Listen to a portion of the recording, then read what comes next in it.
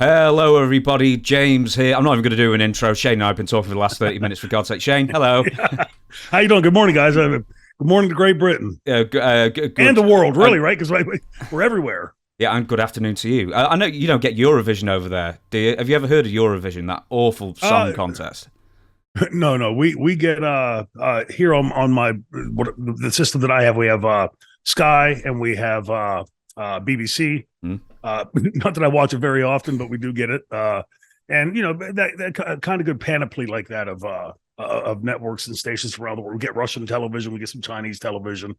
So yeah, pretty interesting stuff. With my T-shirt I made when we were discussing that before, their warm-up act was, you're a big Maiden fan, I know. With the warm-up act was the people who came last in Eurovision, and you have to do some research on this Bonkaroonies contest because they're all like different grades of like kitsch shit, and it's like who can be who. Yeah, it's the weirdest contest. Anyway, so one of the only like they weren't even legitimate rockers; they were just like weird like pantomime rockers sort of thing. But they ended up warming up for Maiden. We thankfully missed them because we were in the bar, rightly so. Do you know what? I've never asked you because I know you're a big Kiss fan as well. Why is everybody, especially from ECW, a massive fan of Kiss? Well, Kiss, it really was part of the popular culture here. When I was growing up, they were so derided. It's like sort of the forbidden fruit thing, right? All the experts, all the writers at Rolling Stone magazine and the big radio station hated Kiss. They were considered kitsch at the time, right? Just a gimmick, a flash in the pan. They won't be around long. Well, like I said, there's a lot of groups out there that have more in-depth music, but when you can capture an audience for 50 years and 50 years in, you're still packing arenas and stadiums, you've clearly done something right. And, it's, Gene Simmons' Family Jewels and, Paul Stanley doing Phantom of the Opera. My generation grew up with them. Like they, we ran hand in hand, alongside, and they're still here. And there's something really cool about that. When you look and you see like, hey, the group I listened to when I was 13 years old is still out there, still pounding away, and still putting on an incredible show. I tell people all the time, even if you don't like their music, make it a point to try to catch their concert because I'm sure this time they'll still do stuff after. I don't see them going back out on tour. I mean, they're in their 70s, mid 70s and stuff, and they're running around with all that gear and everything on. But the show is such a spectacle. And back in the 70s, when I was a kid, you had great musicians, but they're standing there doing this, singing into the microphones, and, street clothes and stuff. And all of a sudden, here's this group like, boom, spitting fire and flying around and blowing the stage up and everything. And the music was right there along with it. It's enough to keep you hooked in. It's worth noting that they had won a Grammy award, which is not a really easy thing to win especially for a group that's considered kitsch or a flash in the pan. So, but I think in ECW, we had such an amazing set of music at that time. Raven's Ring entrance song was a huge. Love the Offspring. They were my first band I ever loved as well. Yeah, great stuff. And it fit his character so well. Enter Sandman. What do you say? I mean, clearly the greatest entrance in wrestling history. I think Perfect Strangers fit perfectly for me and Franny. And Taz, the War Machine from Kiss. Great song, yeah. Just that plodding, boom, boom, boom. It worked perfectly for it.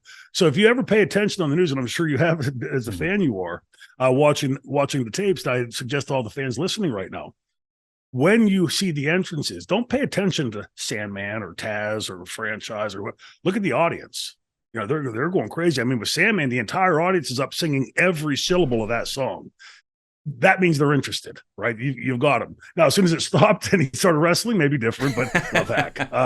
That's and again, kudos to Paul. It was just one of those things that was probably illegal as hell as he was doing it, but that really is part of the magic that was ECW. Suddenly you're, instead of he's a great American or whatever, suddenly you're coming out to songs that that you love, and then these characters are fitting right into that like a glove. And it really was something to watch. I was talking to Francine last week, and I said, you and I, do you realize that you and I have got to experience something that so few people in wrestling ever will, and may never again, that kind of like real connection to the audience, where it was, you had to see it and be involved in it. And even like if you were at a show, you could feel it somewhat. But the way Francine, the funny thing is, right behind the curtain, right before we come through that curtain on any entrance, she's almost ready to puke back there. She's so nervous. But we'd go through that curtain and she shined like a star. I mean, it was amazing to watch. And you could have the flu, be sick as a dog, go through that curtain, and all of a sudden, boom, it's gone. And as soon as you get behind the curtain, you're sick again. It was really an amazing thing to experience. So good stuff. It's one of those things where because I've dealt with, like, in years past, like terrible anxiety or something. I remember being best man once when I was 23 or something like that. Yeah. And I thought I was going to throw up on the microphone halfway through it. And I had 11 cue cards. I remember getting to number 5 and I went, here it comes. Here comes the worst moment of my life. And I managed to keep it down just, but Oh, I thought you were going to say you did. No. No. I was just like, I actually always, I just like, but like on the pressure of the occasion, you can't do it. And it's for whatever reason. Yeah. Name us a couple of the songs that maybe didn't quite make the cut for your entrance themes in ECW. You must have had like a list of 100. Well, the first song that I had, and it's a little known trivia question, I guess, it's sort of like an asterisk in ECW history. Perfect Strangers was not my song. That song started off as Chris Benoit's because it fit his character so well too. He didn't feel comfortable doing promos. So we had him, doing just the say one or two things because he was so intense. And then me, Dean, and him started using it when we do 3-way matches or like 6-man tags. And then those guys left pretty quickly, 2-3 months in, and it just sort of stuck to me somehow. It's the funny thing is for a guy like me that is so musically inclined and a fan of, I had never really, and I'd listened to the album a million times. I got it when I was in college. I mean, I played it till the grooves were dug out. So I was aware of the lyrics, but I never put the two together. If you listen to the lyrics in Perfect Strangers, there really is, it almost sounds like Blackmore and Gillan wrote this as a ring entrance song. Some of the lines, 1,000 warriors I have known, a strand of silver hanging in the air. It's about a guy looking himself in the mirror and doesn't know the guy looking back at him.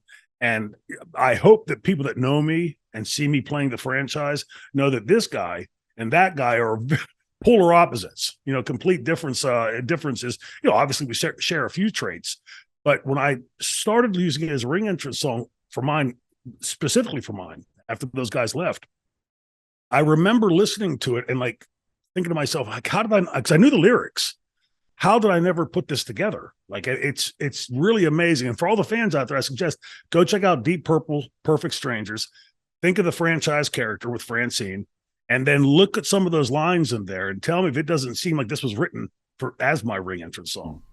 What do you think? But it also started to finish and fully answer your question. My original song was Lenny Kravitz. Are you going to go my way? Oh yeah, and I love the song. I love Lenny Kravitz, but when you think now of the history, you remember the franchise, that song doesn't quite fit the franchise. It's a little bit too upbeat, a little bit too sunshiny. Do you know what Lenny Kravitz always missed? I always thought he missed a good hard bass line in all of his songs. It always seems a bit reedy, all of his music, in my opinion. Yeah, I thought so too. He's a great writer and he's an incredible guitarist. But just personally, I have his albums. I love listening to his music.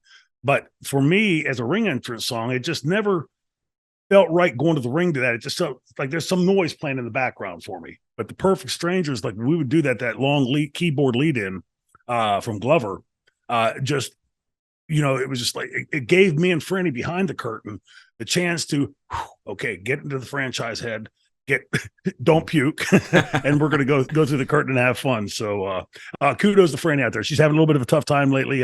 Some personal stuff, nothing dangerous. She's not sick or anything, but she's out there. Hope you're doing well, Franny. Absolutely. I'll say this and I'll move on to our first proper question that I've written.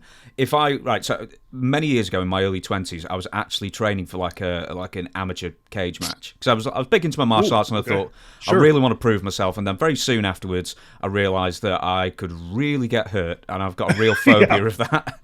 And also, I sucked. I wasn't very good at all. But the theme song I was going to have was Metallica, "For Whom the Bell Tolls," because that's just so It's great, yes. great entrance theme. I wonder what. I don't think anyone's picked it. I think it's a great song. You know, thing about Metallica, I just watched this month on Reels. They had I think it's Reels. They had a breaking of the band, and it's sort of like behind the music. Is every story is the same, right? These groups get together, they wire the world, and they capture the world, and then they nitpick at each other and they break up.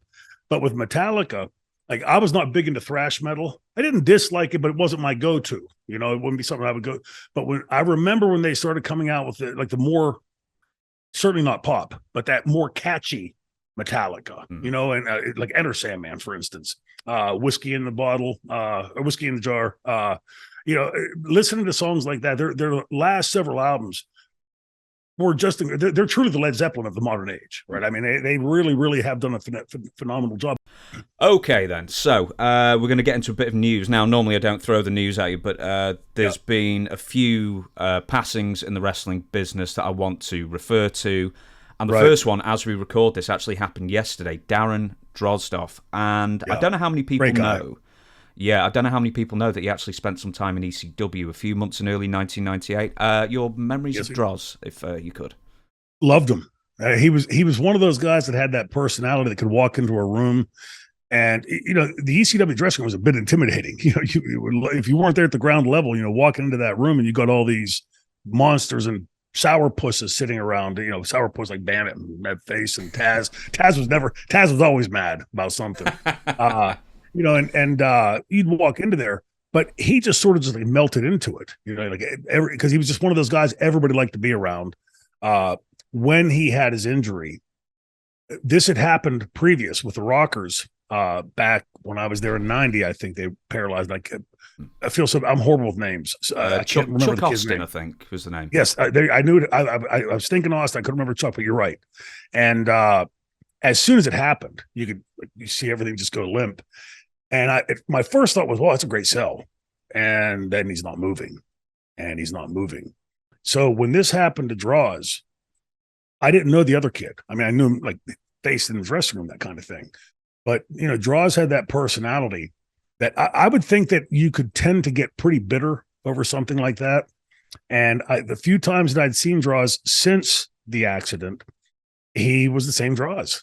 You know, just smiling and cutting up, and you know, you had to listen close because he might throw a zinger in there and stuff.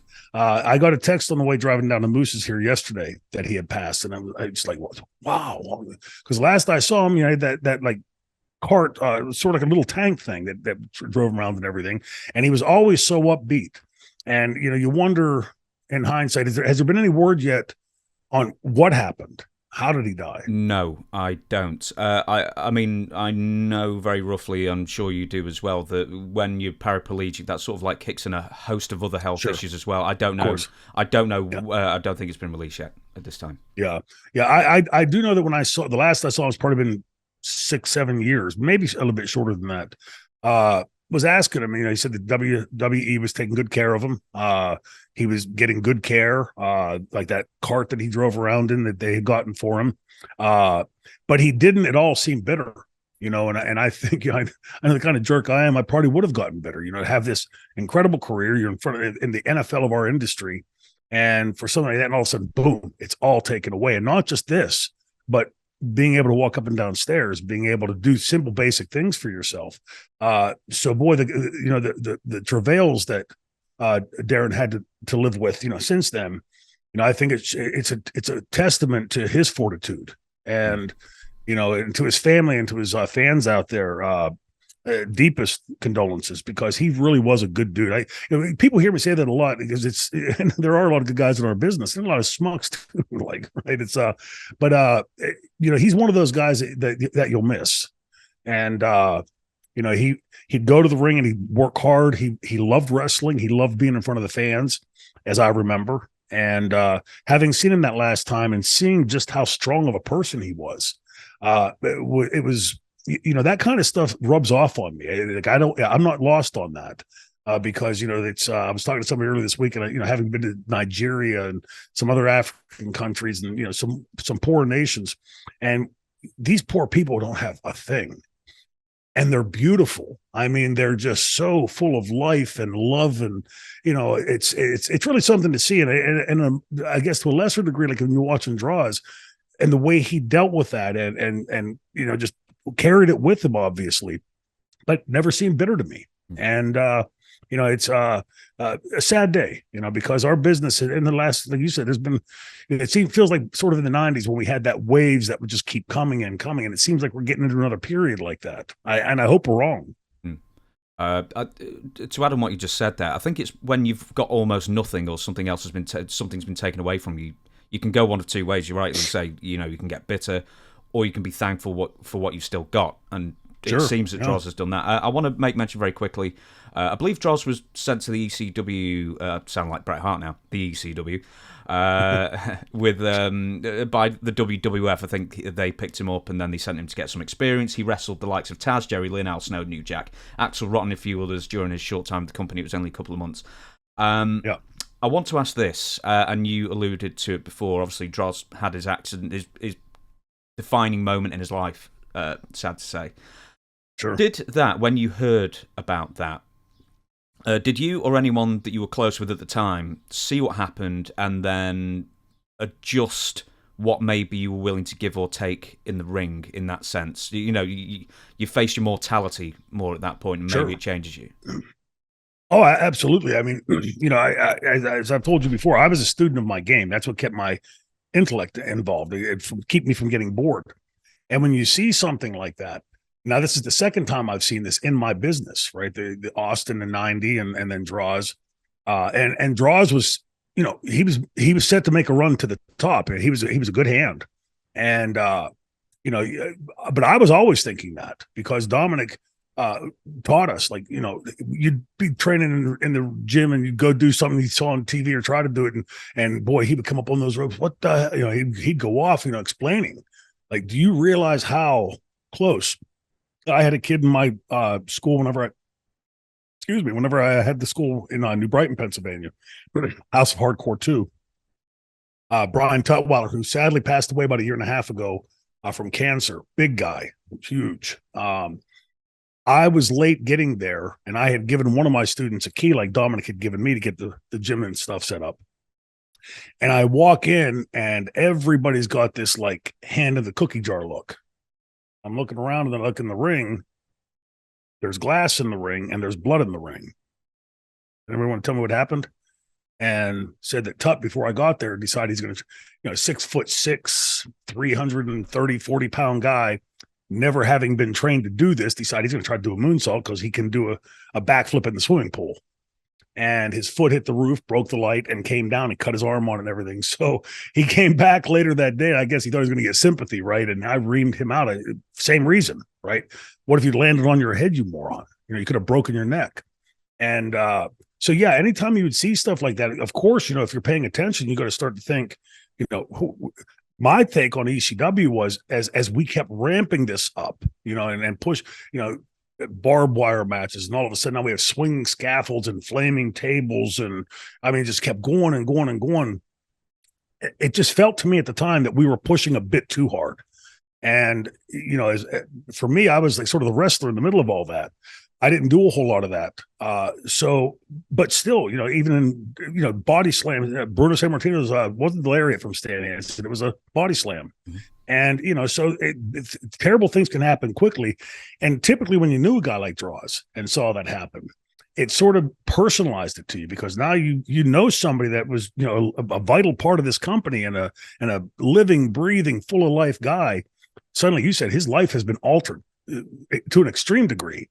I don't know so much if some of the other guys were picking up on that, because, guys like New Jack and Sandman and those guys were continuously ramping that up. And, hindsight's always going to be 20/20. And, you can always see it and look back and say, boy, we should have and could have and would have. But for our industry, I tell the kids this now that are like watching our business now. Understand that we are trained professionals, right? We're basically stuntmen that are trained to do this and know how to do it. And yet, as you can see from my arms and shoulders and everywhere else, we still get hurt. So when you're untrained and trying to approximate what we do, the percentage for risk injury goes, or injury risk goes much, much higher, exponentially higher. So again, to Draws' family and friends and his fans out there, and to the industry, we lost a hell of a guy, and in a far too early manner. And I think that for me is part of the reason why I was so shocked yesterday, because we've been losing guys. Dominic, my trainer, passed away a few years ago, and a lot of the giants, the guys that are getting older, is this is the course of life, passing on, and it's always sad. But when somebody Draws' age passes away, if had not been for that injury, who knows what that future would have been for him? Because he was a hell of a hand in the ring, and he had the personality that really worked in the dressing room. You've just alluded to that as well. We've lost a couple of people recently. I've got two more. We'll save the big one. I'm sure you got more stories for at the end. But I think it was in mid-May. Superstar Billy Graham. I don't know how much you ran across Billy over the years, or like where your careers intersected. But I mean, he had ill health for like nearly 35 years, and it always seemed like this was going to be the one to do him in, and basically he just kept fighting through until a couple of months ago. But mostly at conventions, I suspect. But any stories about Superstar that you can share? Yes, believe it or not, like Billy was sort of the guy for me coming into the business, because after Dominic and Bruno, he was the first guy that, as a teenager, when I started picking up watching wrestling again, when we got the cable television, he was the very first segment I saw. 13 years old. Huge comic book fan, and this guy looked like something torn right out of a Marvel Comics, right? I mean, the gift of gab and the tie-dyed tights and the bleach blonde hair, and it was mesmerizing. I was the weekend that I graduated from college, Dominic had sent me on a loop up to Boston, Revere, Massachusetts, and another town I can't recall. Revere the night before. Now at Bethany, if you didn't attend graduation because the school was so small, you wouldn't get your diploma. So you would technically not graduate till the next year, which, when you're getting ready to start careers and stuff, that's not a good thing. So we had it planned out that the flight would get me. I had to fly from Revere to New York LaGuardia, sleep in the airport, catch the early flight, get to Pittsburgh. My mother would pick me up, and we'd get there like 20 minutes before graduation. So the weekend I get to the first night, you're making $20, $30, and I'm sitting in the lobby of the hotel, and Billy walks in. And always call me kid. He goes, "Hey, kid, I saw you tonight, blah blah blah." And I said, "What room are you in?" I said, "I'm leaving early." And he said, "You don't have a room, do you?" I said, "No." He goes, "You stay with me." And Dominic had already told me, and Bruno had already told me Billy was a good guy, and that kind of thing.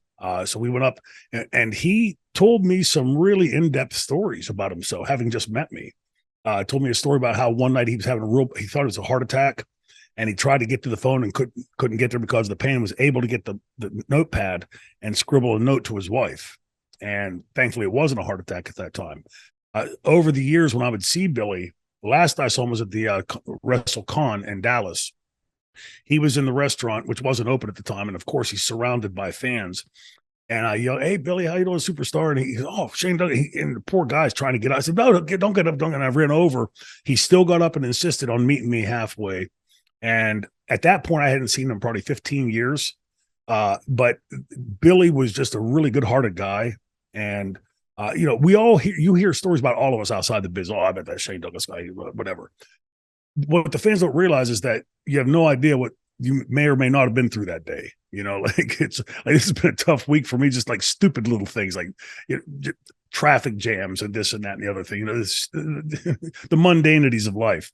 But I've heard people say stuff about Billy, and I can honestly say I never saw that part of Billy ever. And the times I'd ever seen him, ever talked to him.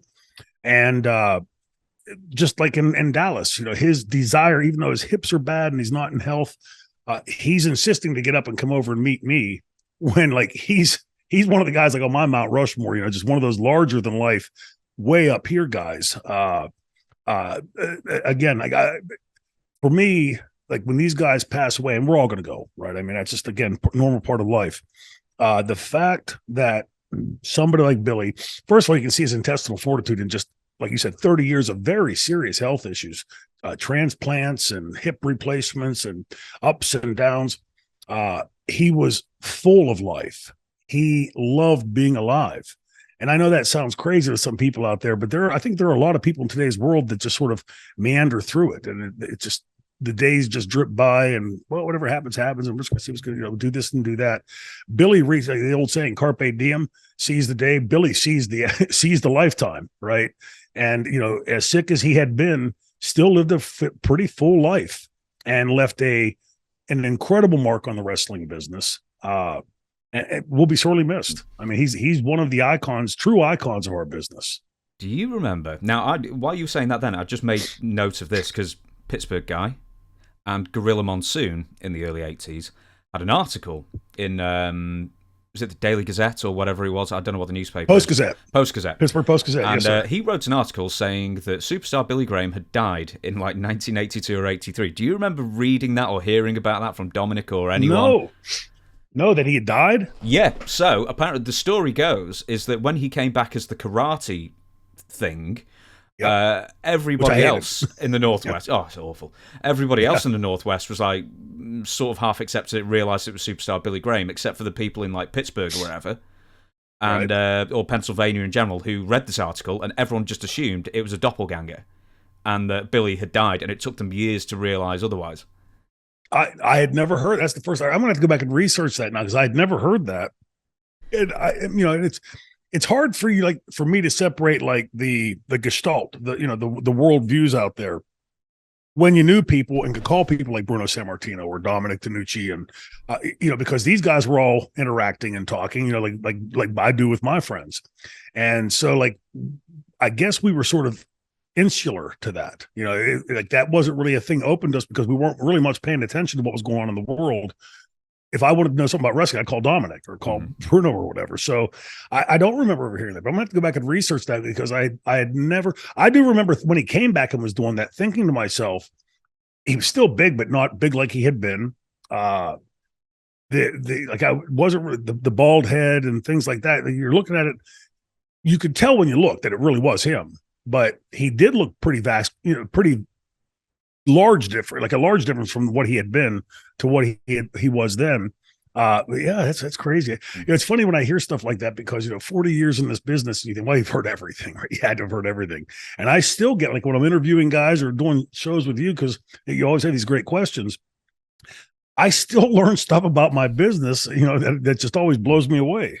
I've got a weird thing with these stories. It's like I've got a horrible memory, but I do compartmentalize some of these odd stories that I can throw in. But it's part of the job as well that I try and throw it in for these kind of things because you never know when you're going to be interviewing Shane Douglas and you can manage to sort of bring it up and it sort of works out. The other death, of course. And Shane can say, I don't know. No, I have no idea. The big death a couple of weeks ago, as we record this, the Iron Sheik. Mustache, A to the Z, brother. Fucking bullshit. Everything. Just how he ended up with a second career of just being just a crazy dude. But I'm trying to think, when was the first time you would have met the Sheik? Would it have been in the WWF? Because Sergeant Slaughter, of course, wouldn't it? Because he turned 1990. Of course, growing up in the Northeast, I was. Until we got cable, I was watching the WWE show, so I was very well aware of Iron Sheik. When I was there in 90, by then Cosmo's knees were starting to go bad. And so he loved working with young guys like me because he could stand in the middle of the ring and you do all the motion, he'd clothesline you and do this and do that and didn't have to do much. And he loved it, and I was happy that I could do that because I respected him. And, just a little sidebar for the kids that say they can't learn anything from the legends. Understand the legends tended the business, grew the business, handed you an industry that you could step into and make the money you're making. Nobody expects respect, but by all due respect, guys like Cosmo, guys like Billy, guys like Dominic, guys like Bruno, guys like on, they all earned their respect, by running the roads and leaving that business. So a guy worked with Cosmo quite often. Back then we were doing on the weekends, the matinee shows, Saturday afternoon, Sunday afternoon, then take your gear off and put it back on wet that night. It was terrible. Putting on cold, damp, wet tights. But but I always got along fantastic. And it's hard for me to gauge it because they never came to me and said, oh, hey, you're Dominic's kid. So, but I think because of my connection to Dominic, Andre took an immediate liking to me. All those guys, Pat Patterson, all those guys took an immediate liking, and not in the way some fans are thinking, because there was never a time like when they were yelling at me or, even when I screwed stuff up. But with Cosmo, with Sheik, my favorite story that I personally witnessed, we were in Richfield Coliseum in Cleveland, outskirts of Cleveland, Ohio, and Marty, his knees are bad. So Marty Jannetty keeps leg diving him from behind, and Cosmo was always talking about his background and he could stretch anybody and everything. So Marty's this is the kind of stupid stuff you do when you're trying to kill a day when you got to be there at noon till God knows what hour. And she kept telling me, oh, you motherfucker. And finally the last time he goes to his bag and ripping his bag open, he pulls this thing out. It looks like a letter opener, but it looks like a little Arabian sword. It's a little like curved thing like this. So he starts after Marty. And he can't move very fast. So Marty's running backwards and he's like doing this like in Cosmo's face, right? And he's chasing him through the whole building, swinging that little letter opener at him. And Marty gets away from him, runs around the corner. The Orient Express is standing there. Pat Tanaka, Paul Diamond, and Mr. Fuji. So Marty runs around, grabs Paul Diamond's mask, puts his mask on. So now there's Mr. Fuji. There's Paul Diamond with no mask. Pat Tanaka. And Marty Jannetty with the mask on. So he comes around the corner. He goes, Mr. Fuji, most honorable. He goes, have you seen that motherfucking Marty Jannetty? I'm going to kill that motherfucker. And Fuji, they all go, no. He goes, Paul goes, and he looks at back and looks at Marty with Paul's mask on. And Marty goes, so he runs that way. Marty leg dives him again and takes the mask off, and Cosmo's ready to have a stroke. He was such a funny guy. But the fans always hear these gruff stories. The I'll kill that motherfucker or that kind of thing. And everybody in wrestling does the Cosmo imitation. But he loved the business. He loved being in front of the fans. And I think when he would react out like on Twitter, understand this was not his first language, right? So he's speaking in idioms that he's heard over and over, and sometimes getting messed up. Like Dominic used to say, kill two stones with one bird, things like that, because it's a new language, even though that's what I said to Dominic. I said, you've been in this country longer than I've been alive and you still can't speak English, but you speak all these other languages.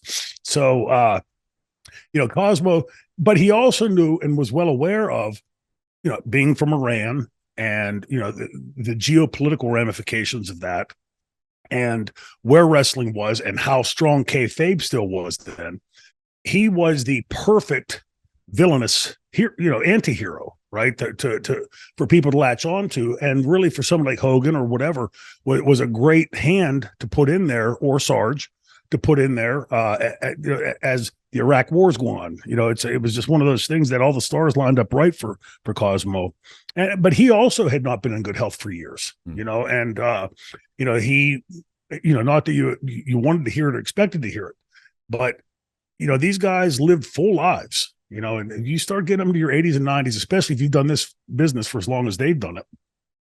And in Cosmo's case, how many years or decades of amateur wrestling before that?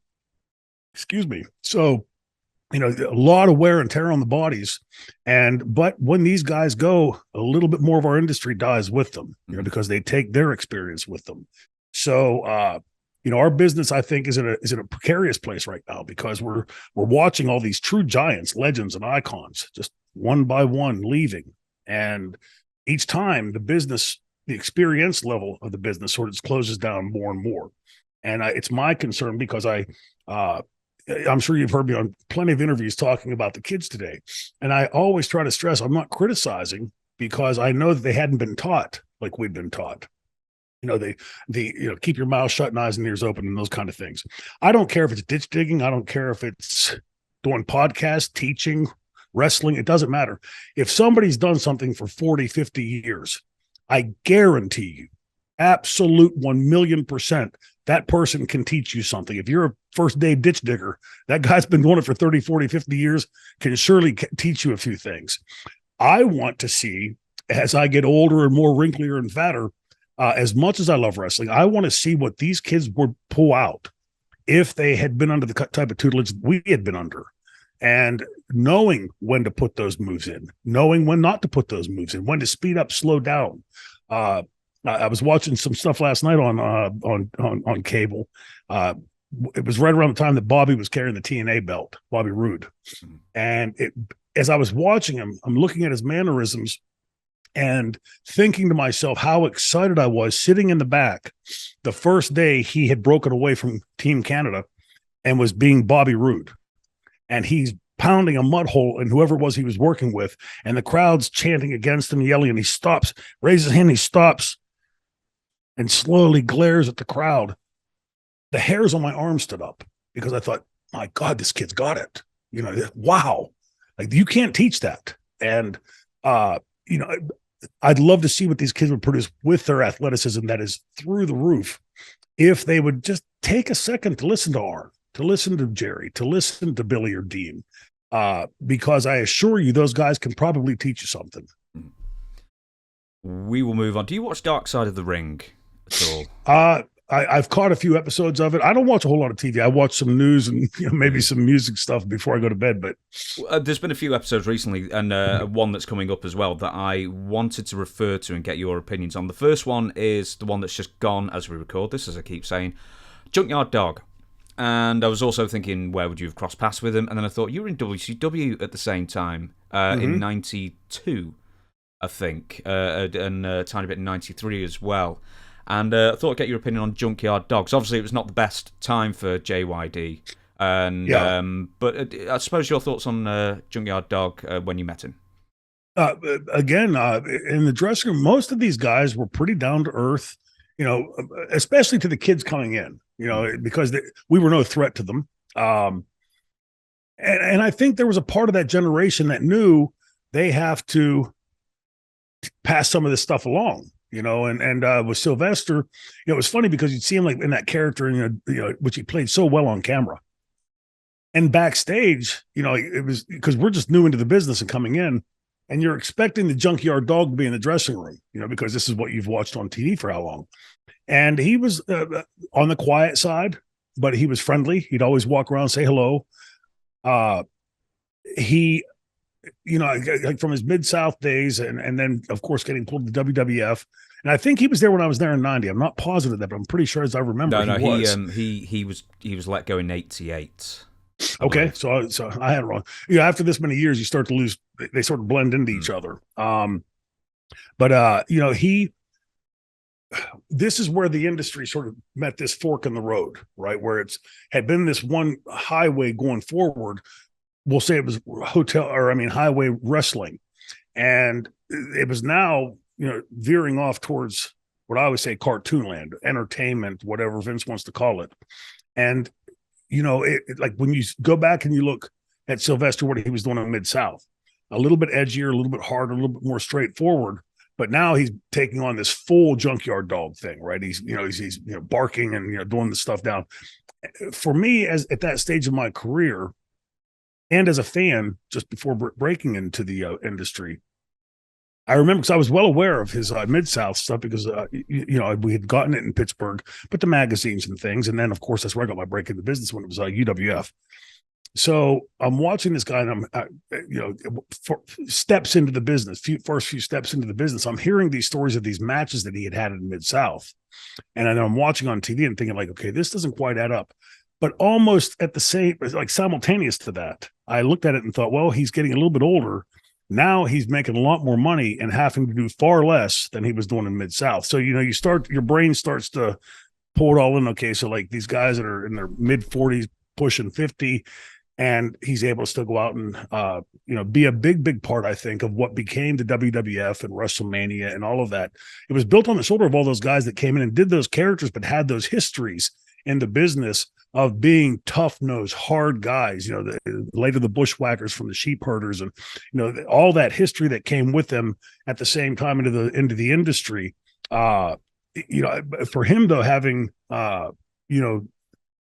what happened to him, it seemed almost like sort of unfair, like in the business that we drive so much in and travel so much in cars. excuse me, to have something like that happen seemed, almost like a cruel twist of fate. And, but it also, as a kid, woke you up, when we're Mid-South and we're driving some weeks 10,000 miles and thinking, well, you just nod off for a second. That's it. That's the end of it. It's you're going to have a good chance of having one foot in the grave. So all those things are coming at the same time. You're trying to learn all these endless things about wrestling and performing in front of an audience. You're also trying to take in that side of it. Like, what do you want to avoid? And, like my mother used to say, sometimes you got to skin your knees. How can I not skin my knees like these guys? I mean, can I learn something from these guys? And, I think where I sit now and, as a student of my game, I think there's an awful lot of that, the good and the bad. What can I learn from these guys to do in the ring? What can I learn from these guys not to do outside of the ring? And, it seemed like a never ending learning process of picking all that stuff up, good and bad. Do you remember the very brief, this was just before he died, I believe, Junkyard Dog made like a one-time appearance in ECW? Do you remember that day? Oh, do you not? No. What year was that? It must have been 98, I think. So you would have been there, but maybe you weren't at the show. But he made a one-time appearance, and then he got into a fight with New Jack. Oh, I do remember that. Yes. Now that you say that, I remember thinking to myself, because I'd heard Jack speak highly of him earlier. Like, I don't know, it was a month, 2, 6, 12. And then I hear they had some kind of falling out. I don't think I was there though. I'm not sure. Again, how it blends together. I'm not sure if I was there, and typically we had our own dressing room, or if I'd heard about it after the fact. But I can't recall what it was over. I think one owed the other money for weed. WrestlePalooza 1998. It was what it was. Yeah. Okay. Yeah, that would have been when I wrestled New Jack, Al Snow. So that would explain why I wouldn't remember, because they had me so pilled up to be able to go out to perform. It should have been nowhere near the ring. Was that the split pallet affair, and the elbow? Yeah, it was. That was a tough loop. Yeah. Shouldn't have been in. I'm going to ask something completely different now. So one of the other dark sides of the ring was Chris Candido and Tammy Sitch. This was the first episode in the run. Now there was, for the most part, everything I knew. I've interviewed Johnny Candido a couple of times, talked to him occasionally. Yeah. And just from what you know with the lore of Chris and Tammy. But there's one thing I didn't know, and I don't know if you can speak to this, is that I think Tammy and Chris, or at least Tammy, was suspended at one point by Paul. Then when they came back, they filmed a sort of like backstage interview with Tammy, where she's talking about all the drug issues. And I remember seeing it on the documentary, because I had no idea it existed. And when I saw it there, I was like, man, that's got Melanie Pillman being interviewed by Vince McMahon live on Raw a day after Brian died, sort of vibe, like really exploitative, and it just it gave me one of those sort of distasteful sort of shudders on that. Yeah. Do you remember that airing at the time? I don't remember it airing, again, because I rarely watched much television after I was in the industry, but I do remember hearing about it. Tammy, there's a dichotomy there, because she was also accepted in medical school. And when she told me that, I thought, okay, it sounds like just a line, right? Because there aren't many people in wrestling have been accepted in medical school. So I would quiz her, and she knew her stuff, So, and a very intelligent young woman, obviously a beautiful young lady, and very adept at our business. And coming in at a time when the spotlight wasn't necessarily on the divas. It was still the guys' sport, and there was if I'm in a room with Terry Funk and Dory Funk and stuff, I'm shut up. I'm listening to these guys. And so there was a definite pecking order. And I do remember the irony of it was that there was a lot of drug usage in ECW. And I remember Paul, it was after one of my surgeries, and I was prescribed Percocets. And I took one before I went to the rings. I had surgery like a week or two before that. And he grabbed me, pulled me out to the parking lot, and sort of yelling at me, "You're the leader of the dressing room, and you're not supposed." So-and-so's in there snorting coke. So-and-so's in there shooting up. So-and-so's in there smoking pot, doing this.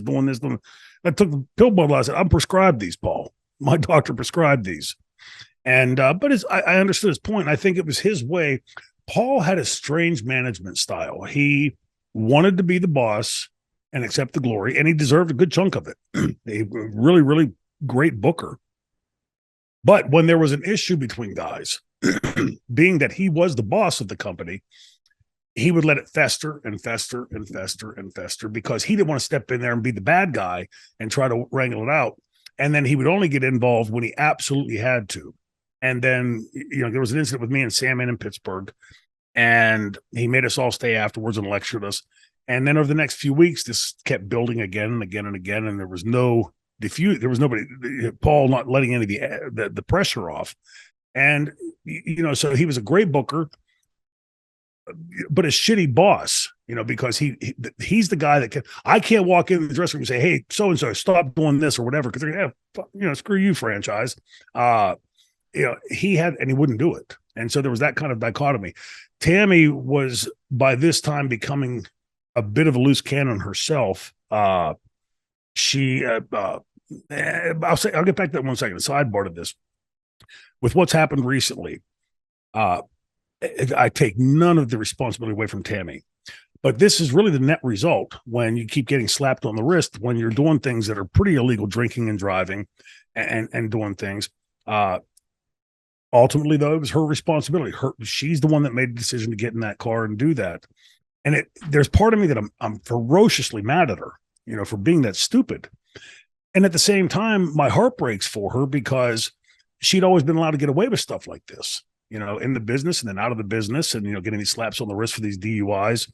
I would think if you get one DUI, you'd be, if you don't learn your lesson there, you're probably going to, get a tough lesson. Like I think she's going to, but I think ultimately what's going to hurt her is how she's responding on the internet to people.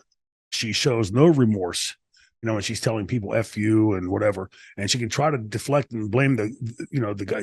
I guess somebody, again, I don't do the computer much. So, but she's not been sentenced yet either. That's the thing. She's putting all this out there and she's not been sentenced yet. She keeps on deferring.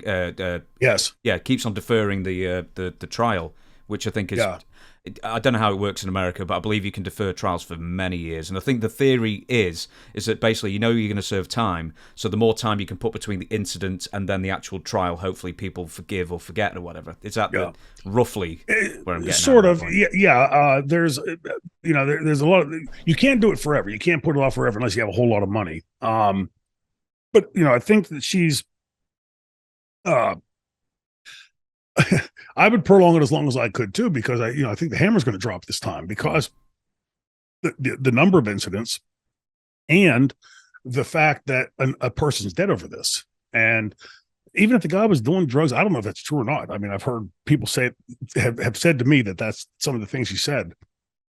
So if I'm wrong on that, I apologize, but I don't care if the guy had just snorted a pound of cocaine. If he's sitting at a red light and his car stopped and you run your car up the backside, that probably had something to contribute. So I'll get back to the stuff with Tammy. By this time, this was becoming a big issue in ECW. There was a midpoint, and I can't specifically remember the year, probably 96, 7 into 8 somewhere, where the cliques started popping up. Sandman had his crew, me and Bam Bam, Taz and Perry, Chris, we'd all dress in our room. And there was these divides going on between. And Paul, in fairly short order, actually did come to us and say, you guys need to break this up, and so I would go and dress with these guys and Chris would go over and dress with those guys to try to get it back to that family that it had always been, that fraternity it had always been. And it worked to some degree. But there was a fight outside the arena one night because Tammy had said some things to one of the guys in the bar next door, and it turned into a riot in the front parking lot. There was a lot of that, and and the fans have heard all the stories inside the business. Chris was a very non-assertive person, and when me and Bam or whoever his friends, we'd say to him like, man, you gotta stop this, you gotta stand up to this, and he just wouldn't. He was so in love with Tammy, but they also co-enabled each other. And that's if anybody out there knows anything about drugs and addiction, that when you have two people co-enabling each other and existing with each other in their own little segment of the world.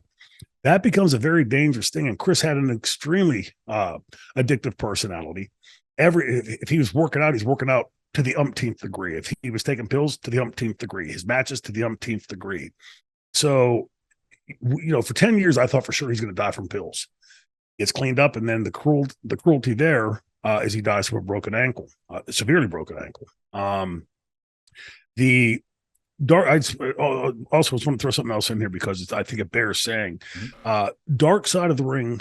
I started getting about 8, 9, 10 months ago texts from friends, people I don't talk to quite often. Simon Diamond, Dawn Marie, different people, and they're all saying the same thing. Johnny Candido is trying to reach you, and I thought Johnny had my numbers. We'd spoken several times on the phone, and I finally called him, and we talked for about an hour and a half, 2 hours one night. And he's telling me that Dark Side of the Ring is doing this episode, and the family really wants me to be a part of it. Of course, I would do it. I love Chris, and we made a hell of a mark on the business. So of course, I would have done it. But the Dark Side of the Ring had already worked through Moose, and he's my manager. So I told Johnny, have them call Chris. They know his number. They've talked with him before because I was supposed to do the XPW episode. And 2 days prior, they said they had to reschedule, and they never called back for it. I don't know if that was the reason they didn't want to deal with Chris or what, but the next morning, I'd sent Chris's contact information to Johnny. The next morning, I get 4 phone calls within an hour from the same Canadian number. I texted Johnny again. I said, I keep getting numbers from this this Canadian number. Please tell them to call Chris. Then once they set it up, I'll be happy to talk to the guy.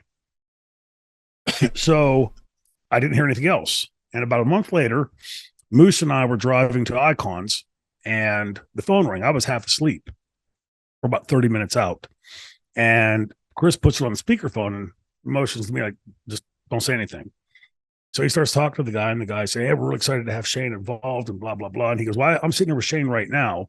And so I said hello to the guy. We talked for a couple seconds, and said, we're really excited to have you. I said, yeah, I'm looking forward to it. And he and Chris talk a little bit more. And right before the guy hangs up, he said, we're really, we think the Bam Bam episode is going to be great. And they hang up. And I looked at Chris. I said, he meant Candido, right? He goes, no, Bammer. I said, yeah, but the episode's for Candido, right? He goes, no, for Bammer. I'm like, dude, like you threw me under the bus here. He goes, what are you talking about? I said, look at from the Candido family side. I'm going to do Bam Bam's episode, but I'm not going to do Chris's episode. And what I don't get to even like right now, I was out there. They flew me out the day before. I was there for a day and a half.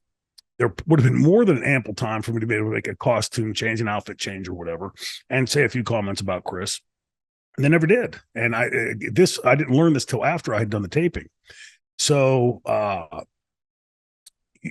want the Candido family to know that that decision was on Dark Side of the Ring side. I had no clue that they were calling for the Bam Bam until, it was already done, and assumed that I'd be part of the Candido.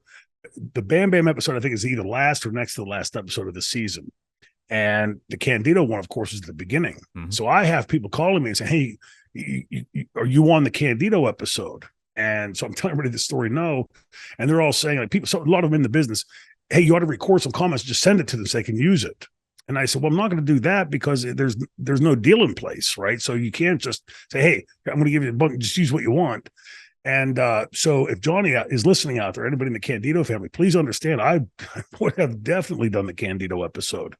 I, to this day, can't understand why there would have been this XPW. We have to reschedule. We went for Candido, nothing. Then Bam Bam. And it's just sort of this hodgepodge stuff that seems thrown against the wall. I don't know if they've had a change in personnel. If they didn't, why they wouldn't have contacted Moose straight away, because that's, how this industry operates. And especially after me telling Johnny Candido, tell them to contact Chris, and then I'll be happy to talk to them. So I didn't see the episode, but I've heard several people talk, tell me about it.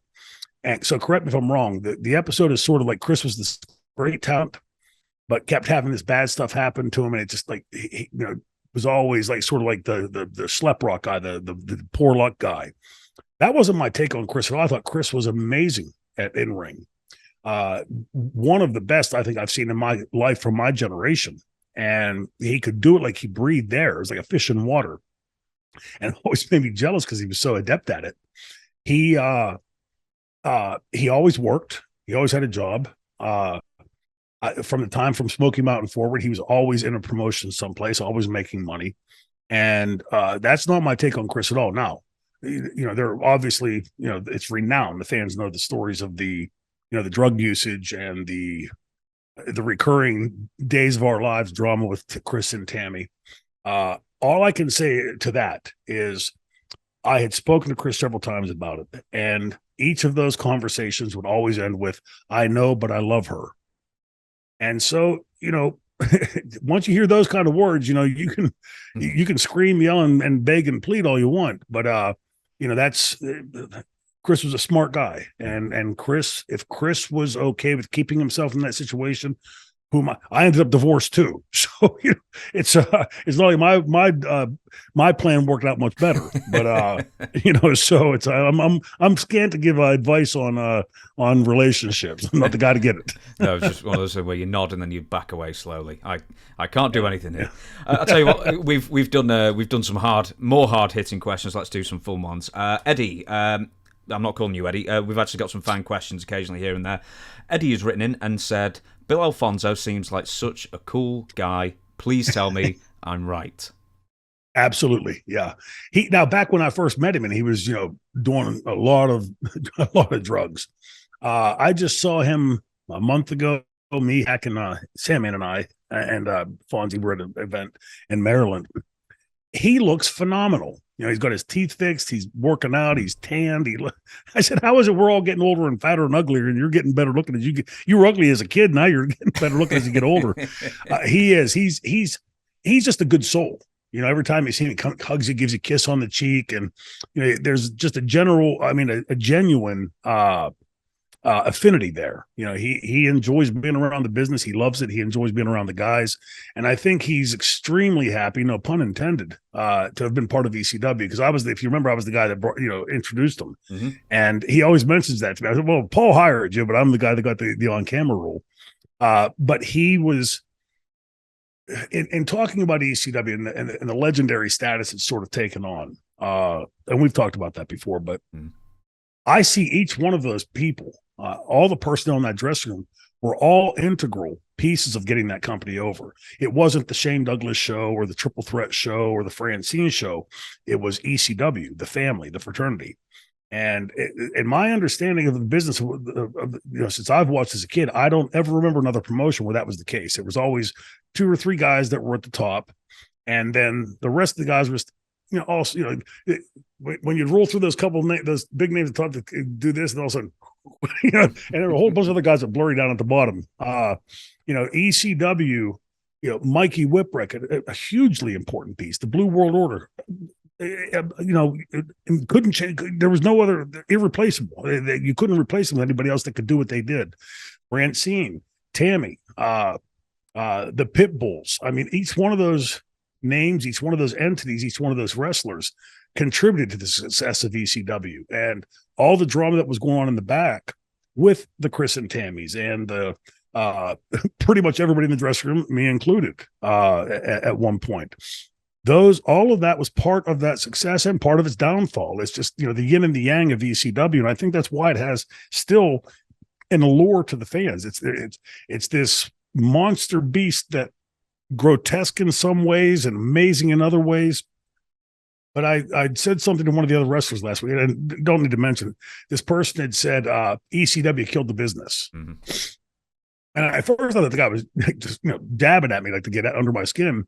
And he said it a second or third time, and I finally, are you fucking with me? And he's saying, I heard him telling Moose that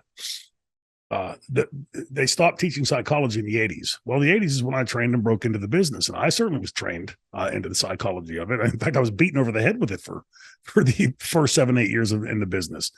And obviously the other guys in my generation, Tom Zank and Johnny Ace and Bam Bam and Candido and Brian Pillman, all of us were steeped in psychology. But I think that there's, again, that yin and yang of ECW, there was all this amazing stuff going on screen, all this soap opera stuff going on backstage, and this just whole sort of chaotic situation that created lightning in that bottle. And a lot of good, a lot of bad. But it remains to this day the one thing that you hear fans keep chanting ECW. WWF was great in the time. WCW, NWA, UWF, all those promotions, Memphis, they all had their time, and they were all well watched and well respected. You don't hear them chanting it like they still do ECW. So, yeah, we weren't a perfect promotion, far from it. But I think all of us would say. I was actually going to say something then. Is one of my early questions I actually skipped over, and then I was going to bring up because Chris was telling me the same story about ECW. Did ECW kill the business? In your opinion, does ECW get too much of a bad rap for maybe introducing almost like this "can you top this" mentality? You know, as far as like the match style, the extreme weapons and stuff like that, or was that just where the business was going anyway? And WWF and WCW were behind the eight ball on that because you had FMW in Japan. You had all the hard hitting in Japan. You know, all the high flying in Mexico. Was it the business was just going that way anyway, or did ECW add to it? It was a reflection of the times, no doubt, but I think it was the first time being seen in America by far the largest wrestling audience on the planet. And wrestling had been such a big part. A little side note, if for the fans out there who don't know, professional wrestling was the very first program beamed coast to coast on the Dumont Network, and it's been on in some form at some place in the country ever since. It's never gone completely off the air. So most of America has grown up steeped in wrestling. You know, like in Pittsburgh, I always tell people before the Penguins got good and they really, really stunk wearing the blue and white. We had the Pirates had won the series. We had the Steelers who won 3 Super Bowls at that point, and we had Bruno Sammartino.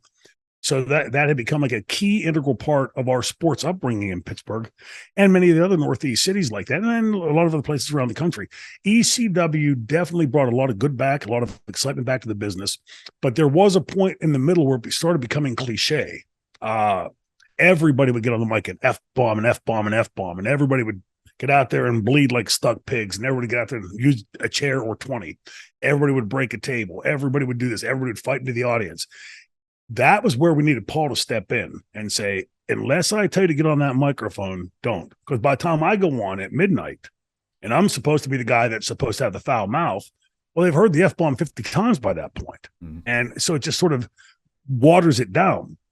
The first time Sabu broke a table, it so popped the crowd, everybody else went, well, let's break tables. And it just sort of became a cliche of itself. And there was one show, it was at the CYO in Scranton. And I had been lecturing Paul about this. I can't do it. Nobody in the dressing room can do it. Only you can do it. And he did that night. He said, Raven was wrestling Terry Funk in the main event. And he said, nobody use a table. Table's off limits till that main event. A few people teased him early on. And, you know, of course, the crowd came up, but didn't get used. Finally, in the last match, here it comes, breaks, and the place exploded. And I told Paul, I said, see, less is more. You go out there and you do 50 tables, it means nothing. If everybody bleeds, what's it mean? If everybody F-bombs, it just waters it down. And from that point forward, we sort of, Paul, he didn't come in there every week and say, don't anybody this and don't anybody that. But it's sort of by him setting the plate, you know, the placemat of don't do it unless you've been specifically told. Then you started having the guys come around and say, hey, I'm thinking I'd like to use a chair in my match. Are you know, and it started becoming a lot more professional in that respect, where before it was just sort of like the Wild West, everybody just doing everything. So, yeah, I tell people all the time, I was there, you know, this legend that ECW has become, although we're proud of it, as proud as we can be. But not every night was a 5-star night. You know, there were a lot of drop balls in there, and I had a few of my own. Have you ever seen my match with Tully? Love Tully, you know, but it was that was an embarrassing point of my career, and you know, there was a lot of that. But by and large, I think there was a lot more of the good than there was the bad, and we did alter wrestling. Unfortunately, the people that say this, that have this limited view of ECW, thinks it was what WWF and WCW would later make of hardcore wrestling. I'm going to bring a can of garbage down there. We're just going to hit each other with it. Well, I can teach a monkey to do that. That doesn't take skill. But when you look at it, like Moose said it best, typically that was earlier in the show, in the mid part of the show. By the time you got to the upper card, you're having Taz, Funk. And to be fair, Funk would do it with barbed wire and stuff like that. But he was at that legendary stage by then. The world champion was a wrestler. I didn't do a whole lot of the bleeding and, barbed wire. I don't think I ever had a barbed wire match in ECW. I may be wrong on that, but I don't think I did. We did what at Hardcore Homecoming. But it goes back, it beckons back to the Bill Watts phrase at Thanksgiving dinner, which is a big holiday here in America. Nobody wants just a big pile of turkey. You want some sweet potatoes, you want some pumpkin pie, some cranberry sauce, and a great wrestling show should have a little bit of everything on it. And I think ECW did that extraordinarily well. Yeah, I think Kevin Sullivan said it best. It's like a circus. If you don't like the clowns, then you've got the man flying out the can. If you don't like the man flying out the can, and he always does it in the accent, like, you got the little bear in the car. Yeah, in the car. In the car. In Harvard Yard. I'm going to ask you one more, EC. Oh, sorry. Yes? I was going to say, we always say with Kevin, if you listen to Kevin talk, you can tell what he's thinking in the way he says brother. If he says, brother, there's something like pretty embarrassing. Brother, you can pretty much gauge Kevin's take on things by the way, brother. I'm going to ask you one ECW question, then we're going to do a little game, and hopefully that'll take us maybe even towards the end. And if not, I've got plenty more questions where they came from. Don't you worry about that, Shane. Why did ECW get banned from the Comfort Inn? Multiple reasons. I don't know why I would always get called. I recall specifically one night, and this would happen fairly often. The manager of the hotel calls my room and said, "Hey, Johnny Grunge is out here passed out in the hallway naked." And I said, "Well, the last I checked, I'm not Johnny Grunge's dad. So, you need to wake him up and do something with it. It's not my responsibility." And there was a lot of that going on. And I'm sure there were a lot of drugs going in and out of there probably as well. I was not yet into that, so I was always off and away. And it wasn't long, 6 months into ECW maybe, where my driver and Francine and I, once Fran and I were put together, we would stay someplace else just so that we wouldn't get those phone calls in the middle of the night, or if there was a police raid and something. ECW was a juggernaut rolling downhill, out of control at some points. But I think that was part of what made its allure, right? You weren't quite sure when you walked in there, when I always see the Brian Lee spot and Tommy on the swinging scaffolds, and you can see Brian second guessing it. They had the 4 tables stacked up. Anybody's had basic physics. No, this is not a good position, right? Because you got a guy 250, 260 or so, maybe more. And the scaffold is swinging. He's holding on, and finally gets the nerve to let go and goes down. Well, he's not coming this way. He's coming this way. So basic physics, if you're coming this way and the tables are stacked up, the tables are going to tip right with it, which is what happened. And I remember, he's 40 feet in the air and coming down backwards. And now these tables are tipping towards the audience. This was not a good situation. You're worried about the fans. You're worried about Brian. By the grace of God, nobody died in ECW. And there surely was plenty of times when it could have happened. Not just the boys, the fans too. When you catch fans on fire, it's not usually a good thing. But I think that, again, that was part of the allure. When the fans are coming, this is like you're standing at the edge of the abyss and there's lava down below there, and you're just playing there, not minded the edge of the edge of the crack there. It's that was, I think, a big part of the allure of ECW. It did desensitize fans, by just so constantly ramping it up and going higher, more. There had to really be a point when that got pulled back down to earth. And if you remember, there was a point in there where the chair shots, suddenly it became like if you put your hands up to take the shot, the crowd was, boo, and I'm thinking to myself, especially what we know about CTE now, which we did not know then. When you see those chair shots, Tanaka taking that just horrific beating with that chair. And I tell people all the time, I've watched millions of movies and having, prep for med school, blood and guts, vomit, that kind of stuff doesn't bother me. But in the scene where Will Smith has got the pickle in the jar and he's shaking it. And I'm thinking to myself, I'm good because I didn't take a lot of chair shots and stuff like that. And then I saw that and I thought, well, every turnbuckle, every suplex, every body slam, hell, even hip tosses and backdrops. Each one of those, our brains are getting jarred. So, like, I'm at the stage now, like, where if I forget my keys and can't find my keys, oh my God, am I going to see now? You get nervous about it. I had to get up and walk out of that movie. I literally physically could not sit there and watch the rest of that movie. And again, I'm hoping that's the kind of things that the younger generation has picked up and learned. When you're seeing the effects of CT, Junior Seau, amazing linebacker, shooting himself. The other guy shooting himself, but making sure not in his head so that he could leave his brain to be examined. And then you hear the story of Mike Webster. In Pittsburgh, Mike Webster, well, he's renowned around the world in the NFL, but in Pittsburgh, he's like a god, right? Captain Mike. He's the Iron Mike of the, captain of the Steelers, the great Steelers team of the 70s.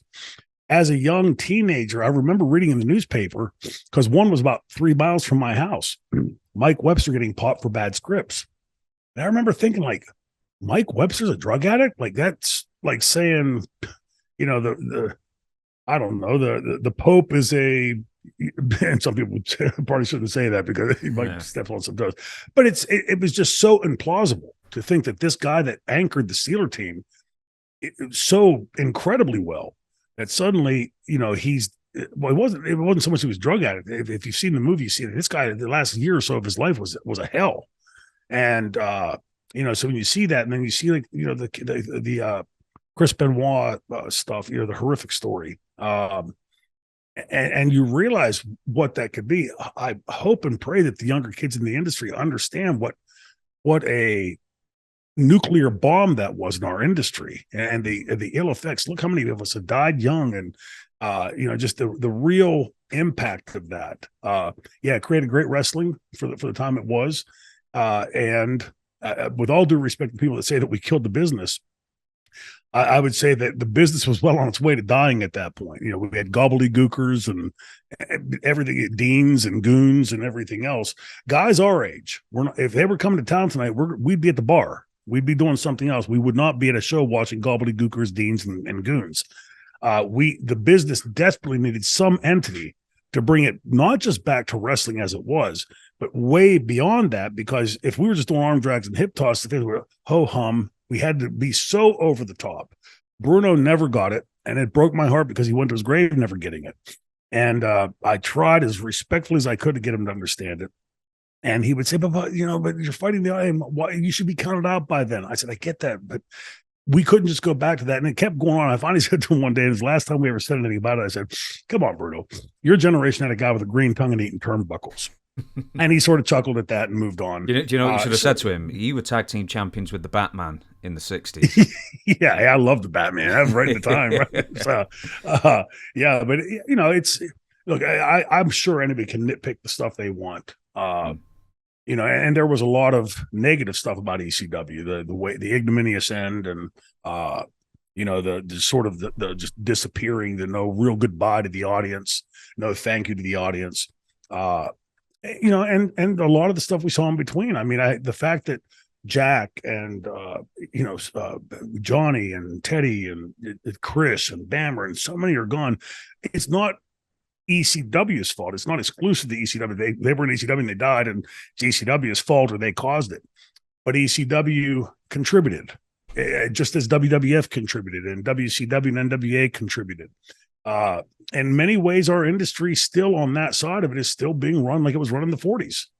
And it seems so hard for me to when I say that out loud, because in some ways wrestling had transcended. We had gotten to a point where if you were on WWF or WCW or ECW, you were a genuine rock star in America, because everybody was watching it. That was what people were talking about in high school. That was what people were talking about at the water cooler at work, at the bar.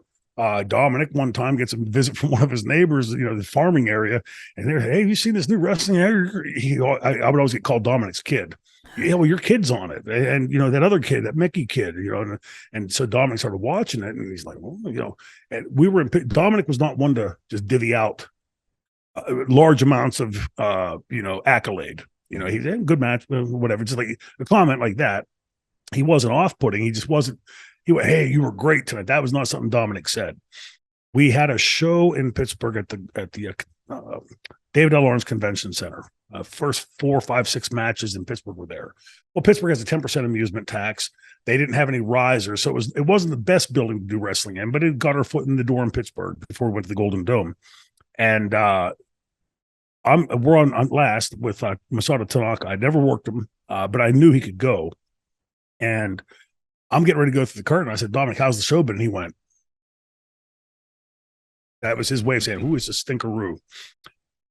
I don't know if that was the style. I don't know if the guys just didn't have good matches because we didn't have a monitor there. So I go to the ring. I'm thinking, it's on my shoulders because Dominic's watching. So now there's extra pressure, and at least to me. And Tanaka comes out. The first few, I'd never wrestled him. We start playing around, and then he starts pushing, and I start pushing, and we get into a real series of some chain wrestling and going back and forth. And I come back from the match, and Dominic grabs me by the arm, pulls me down the hall. Here comes Tanaka, grabs Tanaka. He goes, "You come with me, young man." And the tone of his voice and the way he did it, I'm thinking, boy, we're going to catch hell here, right? And he said, he gave us the long stare, and he said, "I don't mind telling you two, you saved that show tonight." And Cody Michaels, who trained with Dominic, was my co-promoter. And I went right to him. I said, "God, you don't believe what Dominic just said to me." And he was shocked, but he agreed with Dominic. He said that it was just one of the shows that didn't click. So, to get that kind of comment, sorry about that, that was turned down, from your trainer, was pretty cool. And the fact that Dominic finally did get what we were doing in ECW, he could see that the violence, everything, the chaos was the periphery, but in the core of it, we had a Taz, we had a Bam Bam, we had a Candido, we had at one time a Benoit and a Malenko and Eddie, and you really go in, and it's too simplistic to say ECW was just blood and guts and barbed wire and killed the business. There was a lot of great storyline. There was a lot of great wrestling in there as well. So I think it's part of the reason why the fans still see it like they do today, and it probably hold it on a much higher pedestal than it probably should be. Absolutely. I think in the how much time we've got left, it'll depend on how much trouble I'm in. For basically, I'm good. So I'm going home after this. So I know. Right, I'm going to do a little game with you. God, I hope I haven't done this with you before. I'm pretty sure I haven't. It's just basically best and worst. So I'm going to give you like a bit of a sentence, and you just say the best of that subject and the worst of that subject, an explanation why. Okay. And hey, if there's a story in it, so be it. First one is the best and worst giants of wrestling apart from Andre. The best and worst, I think Kurgan, I think got was in a tough position. I think Paul White was in a tough position, right? Because anybody coming in as a giant after Andre, those are literally big boots to fill.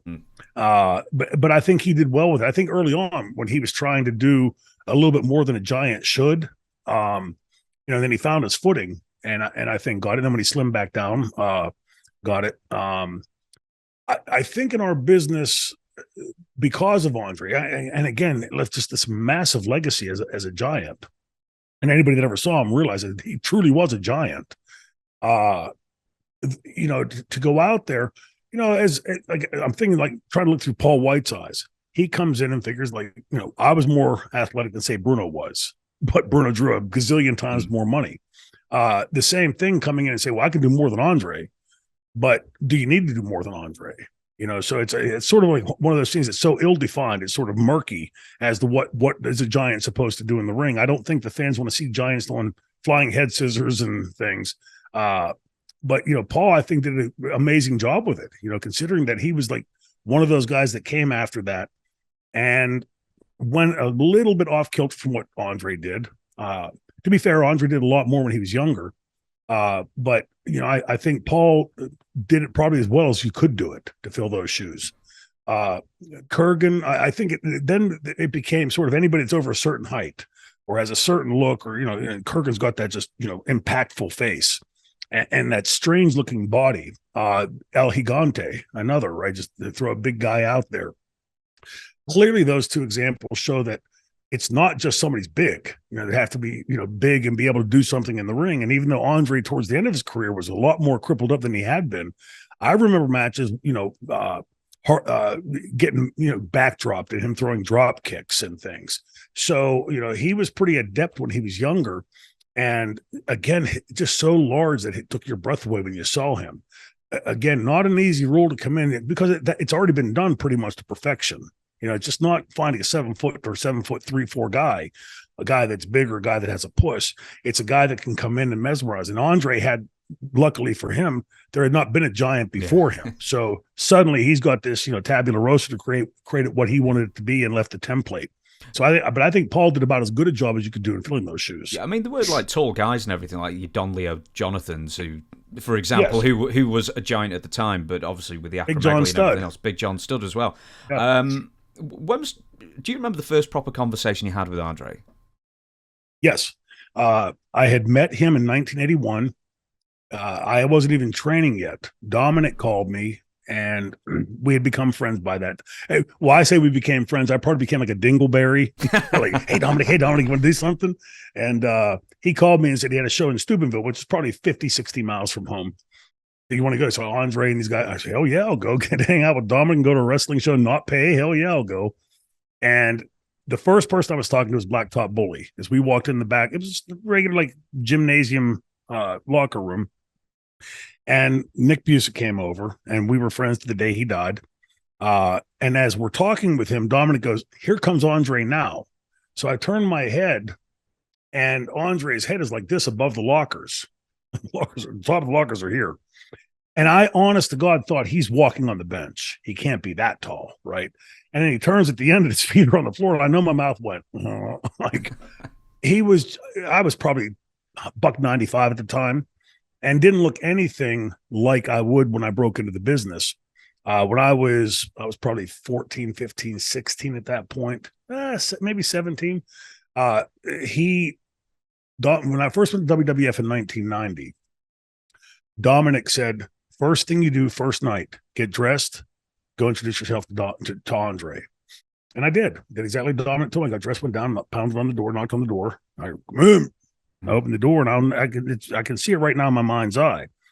He's sitting on the bench, but because his butt is so big, he's got like half of one butt cheek, and he's got the other leg pushed out, like pushing himself onto the bench, and he's playing cribbage. And they, little pegs, his fingers are like this big around, he's holding these pegs. But what I noticed is he had a bottle of wine. Now, you'd think the giant would just pick the bottle up and take a swig, right? I mean, the bottle, like, looked like this in his hands, like a little tiny thing. But he had a little wine glass, like a thimble in his hands. And he'd pour a little splash of wine in, and he'd pick it up, and he'd drink it and put it down. But what really threw me was when I walked in, he looked at me and he went, Dominic DeNucci. I thought Dominic had called him and said, hey, my kid's going to come say hello to you, and I asked Dominic later, I said, nice rib, like tell him I'm coming, that kind of thing. I was the kid that was with him in 81. He goes, I didn't call Andre. That Andre remembered me not almost 10 years later. Didn't look anything like I looked 9.5, 10 years earlier. That he remembered me, I think it underscored what a friendship and what a camaraderie he and Dominic had. And the last time Dominic saw him, they were both flying home, Dominic to Italy to see his parents and him to France. And he made Dominic fly through France with them. And he kept Dominic for a day. They played cards. And finally, Dominic said, I got to go. And he said that was the last time he saw him. Those guys like Dominic, that whole generation, Billy, Dominic, Bruno, Andre, Pat Patterson, Gorilla Monsoon, all those guys were like this, and they all had run the roads together. And I think that's just a little side note on this is that these were the stories that I had heard coming into the business. And so I expected when I broke into the business, this is what I was going to see, this camaraderie and these friendships. And instead, what I saw was politics, backstabbing. And for the first couple of years in the business, it was so off-putting to me because it was nothing like the stories I'd heard. And it, in a strange sort of way, it thickened my skin. You came in, I thought if you smiled at me and said, hello, you're my buddy, right? And boy, did I get stabbed in the back so many times. And finally, I think when you hear people say like, oh, Shane's an asshole, I can be an asshole. I'm a pretty good asshole if I want to be. But typically it's because I treat people like they treat me. And because I would give it back, I think that was where it became like, oh, you're not allowed to do that. I can call you whatever I want and say whatever, do whatever I want with you, but you can't say anything back. I said, hell with that. I didn't need the wrestling business. I could have gone and done a million other things, like medical school, like teaching, going to work in government. So I wasn't betrothed into wrestling. I loved it, but I wasn't stuck in it. And that served me well over my career. It gave me enough of the buffer that they couldn't just continuously screw with me. The next one I'm going to give you is the best tag team that you personally wrestled. Ooh, yeah, some good ones. I would say Brian and Steve were up there. In part, that's because of Steamboat. I was still following his lead. Well, all three of us were. But because he was so spectacular at what he did, that it was easy for three young, unproven guys that hadn't been molded yet for us to watch him. His routine, his rites, his ceremony every night was very unique. He would have a beer, never saw him drunk, did no drugs. And when it would come time, you'd think, when you're on the loop, he'd just say, let's do what we did last night. Last night was good. Let's just do that again. Never. It never happened. He would put a chew in and he'd get 2 coffee cups, one with coffee and a spit cup, and he'd go walk around the building. You see his wheels turning, and of course, we're all watching this, from a distance and taking it in. About 30, 40, 50 minutes later, he'd come back. I got it. We'd go into the room with him and he'd sit down. Okay, tonight is what we're going to do. And he'd lay it out. And the three of us are just listening and following along. And I think from his standpoint, he saw 3 young kids that were skilled, but were not knowledgeable. And he would just nip and tuck it here and there. If you watch closely in matches with him, you can see what a mark I am, because there's points in the match when he's in there, I just I'm watching like a match. I got a front row seat. And Steamer would take a bump and he would sit up and do this and then go back. Well, when he covered his face up, what he would do is he'd go, get into the match, partner, and go back down. Oh, yeah, I'm supposed to work out here. I'm supposed to be doing something out here, right? But I'm watching him because he was like, I always say it, but he was like a conductor. He could stand that audience up when he wanted. He could sit them down. If he wanted that corner to pop, he would get that corner to pop. And I would watch this and go, it's like a magic trick. It's like he's cutting a lady in half or something. How's he doing that? And we would just slowly suck in what he was doing. But all of those matches that the three of us had with Steamboat was us following his lead.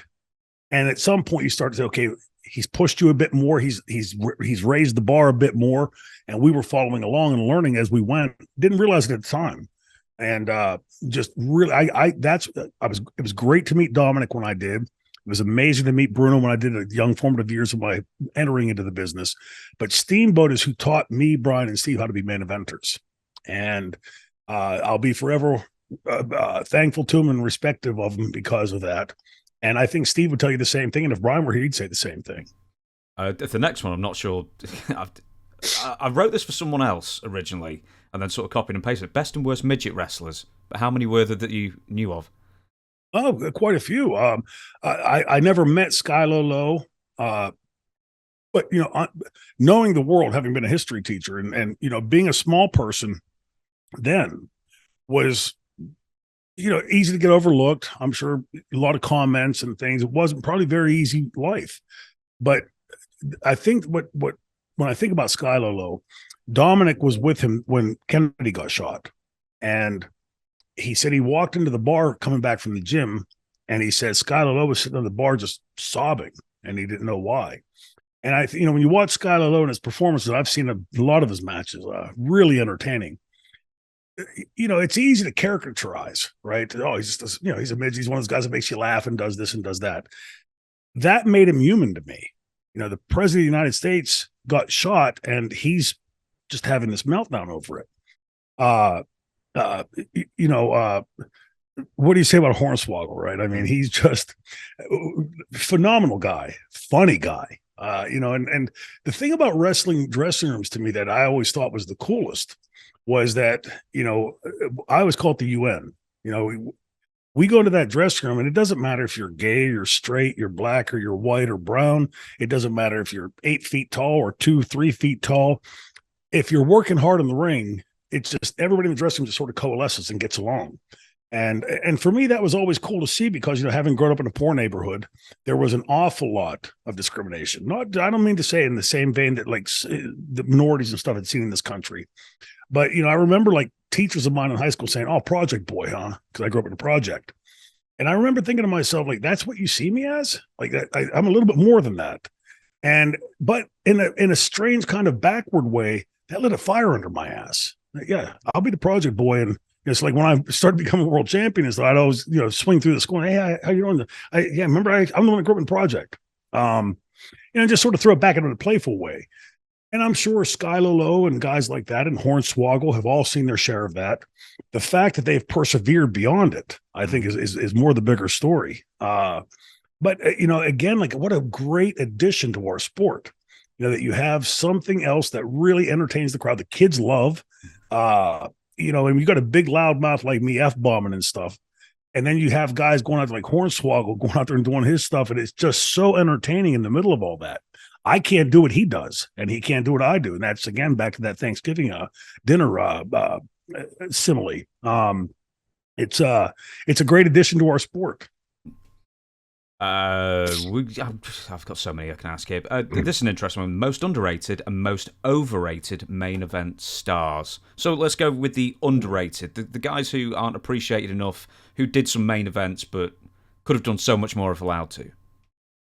Oh boy, Candido for sure. I don't think Chris realized how good he was. It's renowned in our business, and we've all told the stories about Chris's ha-ha, his humor. And I think that was a defense mechanism to Chris. Like, if I screw the matchup, I can always make the audience laugh, and the boys laugh. And I'm the one that came up with the no gimmicks needed name for him, because I thought to myself, if I could just get him, because he could do anything in the ring. If he'd have set his sights on just being that stone cold heel, as Bill Watts would have put it, he'd have been phenomenal at it. But his personality was such that he was truly like the little brother, like the little gremlin in the house, right? And he was always digressing to doing that kind of stuff and couldn't get away from it. And so I think he was vastly underrated. I think it's too simplistic when you say Bam Bam was the best big man in the business or one of the best big men.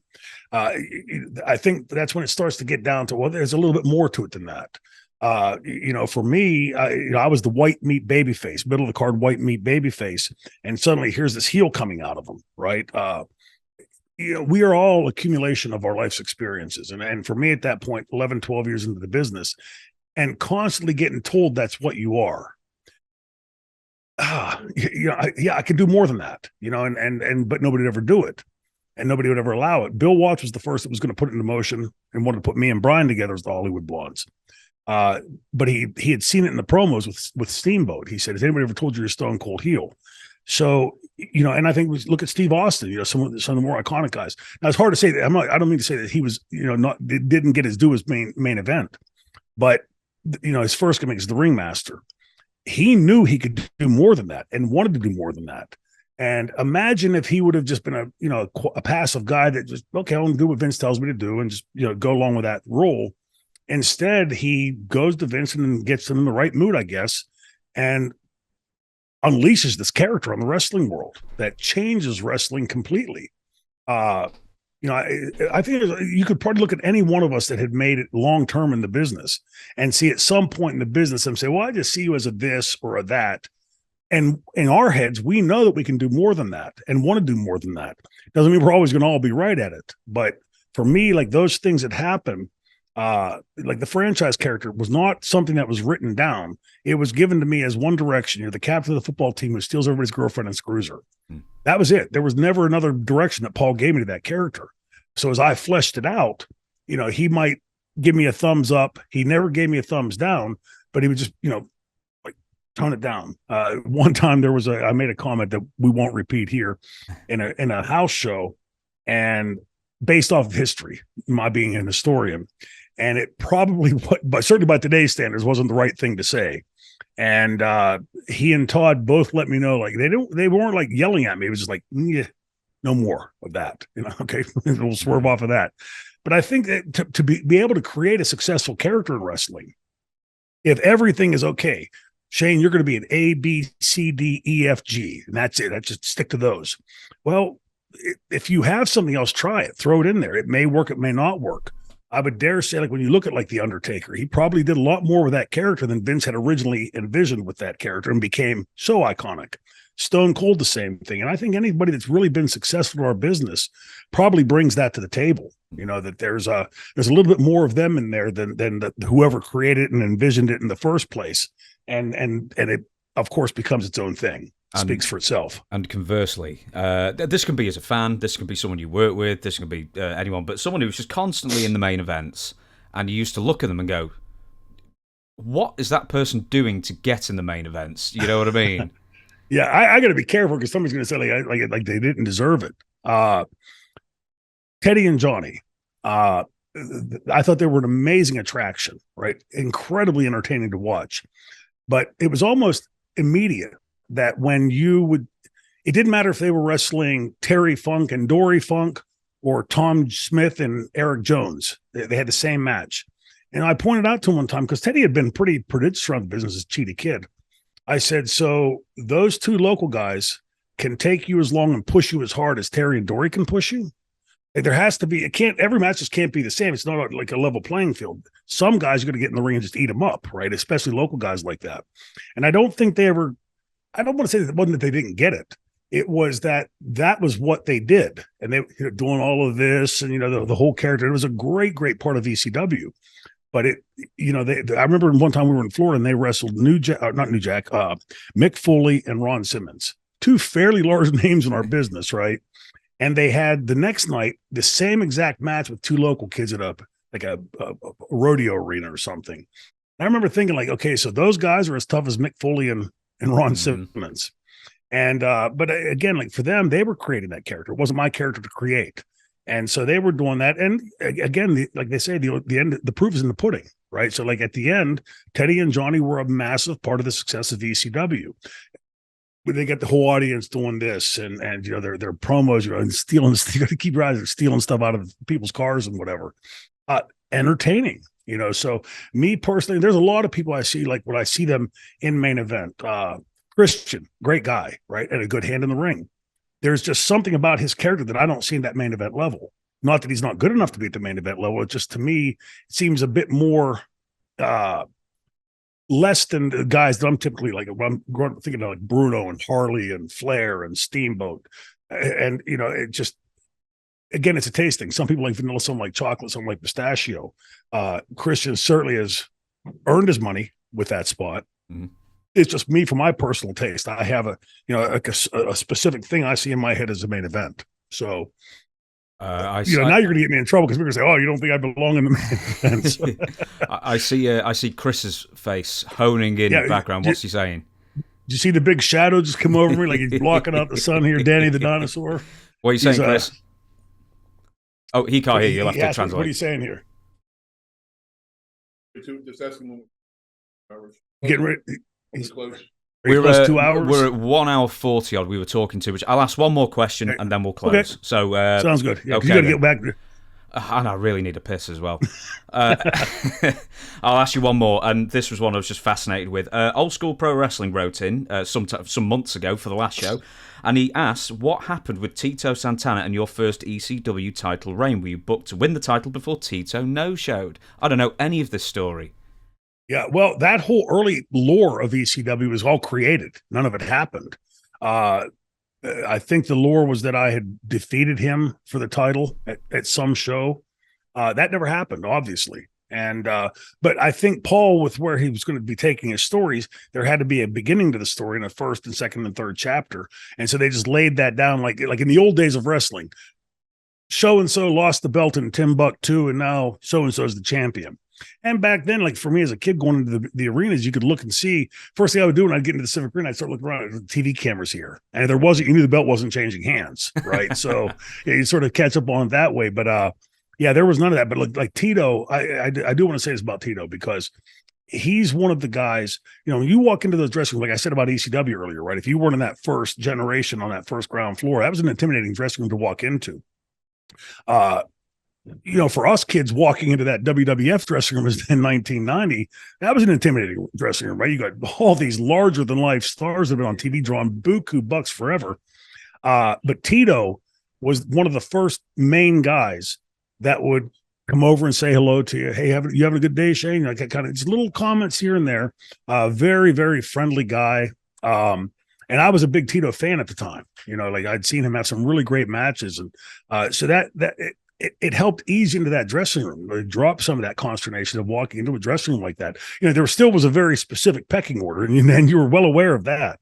But the fact that some of these guys, would do that made you feel welcomed. And as I got older in the business, I've told you the story about Macho Man. Always remember, if you want to have a career in this a career in this business, always thank the guy that puts you over, because he's the one that let you have it. Mm-hmm. That has been tattooed on my brain. And I've always thanked the guys that have put me over, because again, they're giving me that career, as Randy told me. And watching how Tito was accepting of guys like me into the dressing room, I've always tried to do that to other younger guys coming to the dressing room, because it's, our business can be tough in a lot of ways, and it is tough in a lot of ways. We don't need to make it tougher. I remember there was one episode with Rodman, first time he came into ECW. He's a great guy. But again, you're walking into the belly of the beast there, right? I mean, there's a lot of larger than life people sitting there. And so he walked in one day and just sort of quietly melted over into a corner. And Perry Saturn saw it, and he thought he was being disrespectful. Now, if you paid attention, this kid's not being disrespectful. He's scared shitless. And Perry called the dressing room together and like basically reamed him out. You walk around, you shake everybody's hand. He's like screaming out. I pull his head, dude, like that's not necessary, right? Like we can welcome. I'm thinking how Tito welcomed me in, right? If I'd have walked in there and, out of a Butch Reed would have gone, hey, just get over here and shake everybody's hand, I'd have been terrified.